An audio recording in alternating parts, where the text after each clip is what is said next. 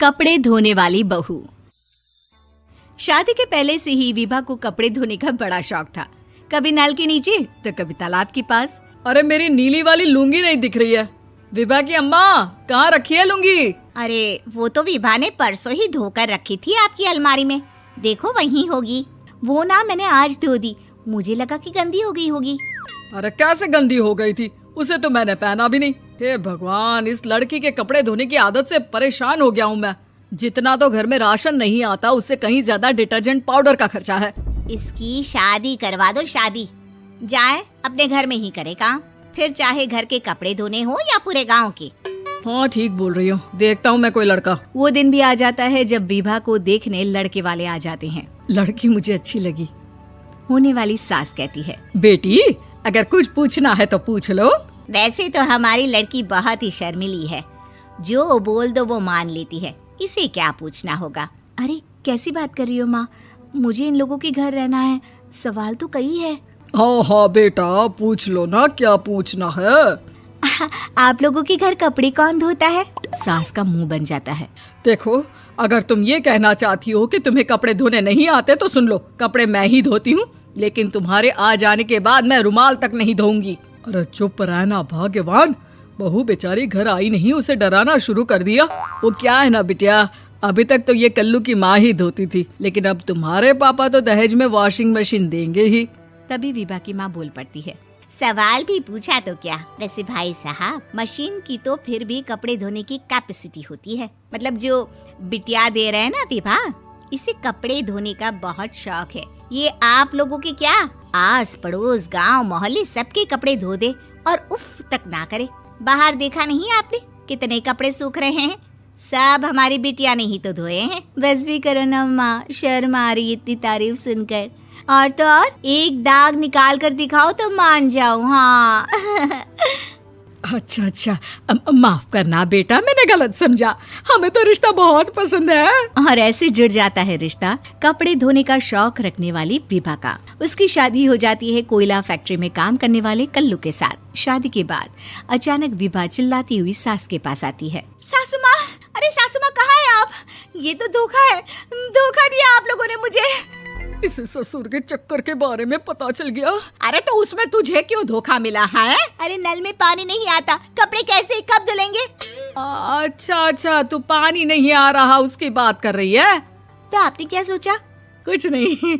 अच्छा, तेरी माँ ने कहा था कि कपड़े धोने का शौक है तुझे, याद आया मुझे। शौक बोलकर कपड़े धोने वाले मेरे जुनून को कम ना आके सासू माँ, कपड़ा धोना मेरा गुरूर है। तभी पति भी वहाँ आ जाता है। अभी मैंने इसे सनी देओल की फिल्म दिखाई है, उसी के डायलॉग मार रही है माँ। अच्छा सुन, साफ साफ बता रही हूँ, पानी सुबह 4 से 6 और शाम को 10 से 12 आता है, समझी? विभा टाइमिंग सुनकर हैरान हो जाती है। ये क्या भूतों का मोहल्ला है? सुबह 4 बजे उठकर कौन कपड़े धोता है? 4 बजे टंकी में पानी जाता है, फिर सारा दिन धोना ना, किसने मना किया? अरे कैसी बात कर रही हैं? 200 लीटर की टंकी में कितने कपड़े धो लूंगी मैं? सुबह ही उठ जाऊंगी मैं। अब क्या था, विभा सुबह 4 से लेकर रात के 12 बजे तक कपड़े ही धोती रहती। एक रोज सास पड़ोस से निकलकर कहीं जा रही होती है कि साथ वाली कहती है, हाँ कल्लू की माँ, जरा ये बताओ कि 2 साड़ी है, 2 ब्लाउज और एक पेटीकोट और एक नाड़े वाला लंबा कच्छा। हाँ तो? अरे तो क्या, कितना लोगी धुलाई ये बताओ। धोबन दिख रहे हैं हम क्या? हमारे पति सरकारी नौकरी से अभी रिटायर हुए हैं और बेटा सुपरवाइजर है कोयला फैक्ट्री में। धोबन समझ रखा है हमें? हाय रे कल्लू की अम्मा, माफ कर दो, वो तो मोहल्ले में यही सब बता रहे थे कि तुमने बहू को कपड़ा धुलवाने के काम में लगा दिया है। सास को पड़ोसन की बात सुनकर गुस्सा आ जाता है। वो घर पहुंचती है जहां घर के बाहर ही इतने सारे कपड़े सूख रहे होते हैं जितने कि किसी धोबन के घर पर। अरे ओ कल्लू की दुल्हन, बाहर निकल। माँ जी यहीं आ जाओ, बाथरूम में चादर धो रहे हैं हम। अरे अभी हम धोते हैं, तुमको बाहर निकलो। ये आस पड़ोस वाले बोल रहे हैं कि हम बहू से कपड़े धुलवा कर उसे कपड़ा धोने वाली बना दिए हैं। अरे छोड़ो ना माँ जी, किन लोगों की बातों में आती हो? आस पास के लोगों का तो काम ही होता है कि वो किसी तरह सास बहू को लड़ा दे। बहू सारे घर के कपड़े धोती है, ये क्या कम है? बोलिए। सास को भी लग जाता है कि वो बहू का ये सनकीपन नहीं छुड़वा सकती, इससे अच्छा है कि खुद ही चुप हो जाए।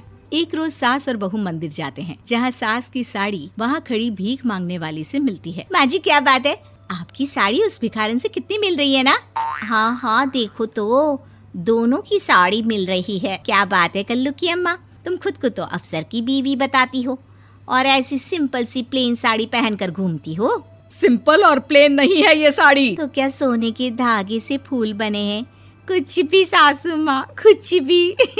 हाँ बने थे इस साड़ी में सोने के धागे से फूल। मेरे पति लेकर आए थे मद्रास से स्पेशली मेरे लिए 10,000 की। ताहे भाई साहब इस भिखारन के लिए भी सेम टू सेम साड़ी लेकर आए होंगे 10,000 की। सास उस वक्त तो कुछ नहीं कहती, लेकिन बहू के साथ घर आती है और अलमारी से एल्बम निकाल कर लाती है। ये साड़ी देख रही है, ये वही साड़ी है जिसे मैंने अभी पहना था। इस साड़ी में ये जो चमकदार फूल दिख रहे हैं ना, ये सोने के धागों से काढ़े गए हैं। लेकिन तू लोकल वॉशिंग मशीन ब्रश से घिस घिस कर सारे फूलों को निकाल कर साड़ी प्लेन कर दी। मुझे माफ कर दीजिए सासू माँ। और तो और, जब मैंने तुझे तेरी गलती के लिए कुछ नहीं कहा, लेकिन तूने तो सबके सामने मेरा मजाक ही बना दिया। क्यों? बहू को समझ में आ जाता है कि अब से उसका कपड़े धोना बंद।